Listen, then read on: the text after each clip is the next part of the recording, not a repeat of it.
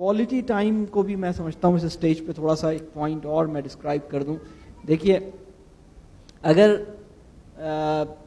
Doctor साहब से मैं कोई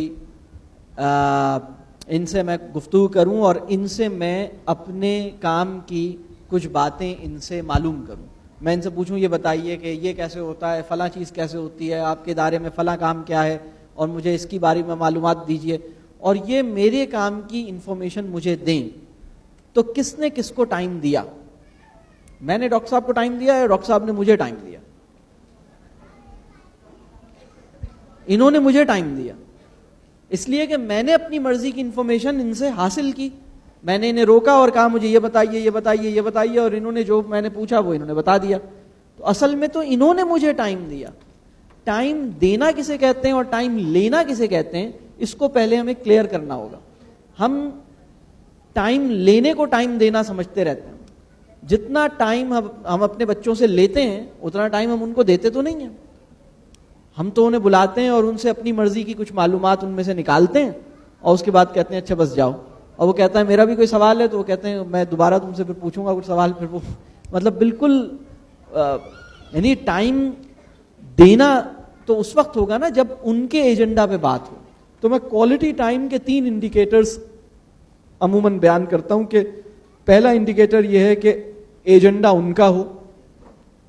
दूसरा इंडिकेटर यह है कि आपकी गुफ्तगू में, आपके उस टाइम में सेंस ऑफ अर्जेंसी ना हो. हमारा एक प्रॉब्लम यह है कि हमारे पास टाइम बहुत कम है.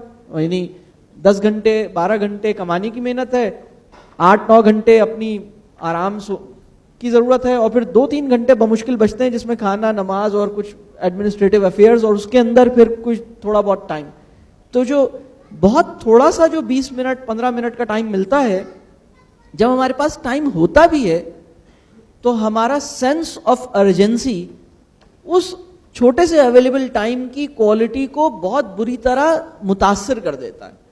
तो मेरी गुजारिश ये है कि अगर आपके पास कम टाइम भी है तो उसको एक इत्मीनान के साथ दीजिए. आप कहिए भाई मेरे पास पूरे 15 मिनट है, मैं तुमसे आराम से बात करूंगा. आराम से बात कर लीजिए. 15 मिनट को सेंस ऑफ अर्जेंसी की वजह से उसकी जो बरकत है, जो थोड़े से टाइम की, वो भी खत्म हो जाती है. बिल्कुल ही उसमें बच्चों को लगता है कि बस. और जिस दिन हमारे पास टाइम होता है उस दिन भी हम आदतन अर्जेंसी डिमॉन्स्ट्रेट करते हैं. ये एक और प्रॉब्लम. यानी बस जल्दी में है तो क्या कहीं जाना है? नहीं जाना तो नहीं है, लेकिन बस जल्दी बताओ, जल्दी करो बात, जल्दी जल्दी.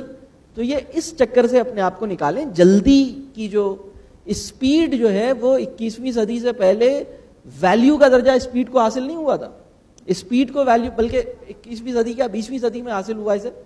यानी 100 साल 150 साल पहले रफ्तार को कदर का मुकाम हासिल नहीं था. और ये एक, तो हम इससे अपने आप को निकालें बाहर.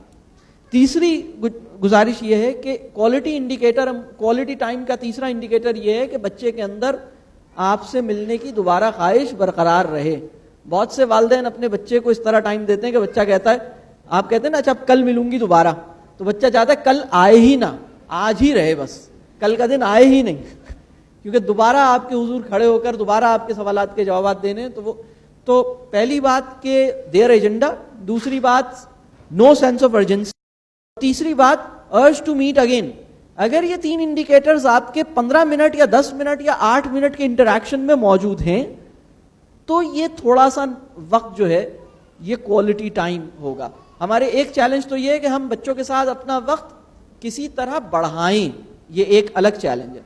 और एक चैलेंज ये है कि जो जरा सा वक्त हमें बच्चों के साथ गुजारने का मिल रहा है उसको क्वालिटी वाला बनाएं. ये 2 अलग चैलेंजेस हैं.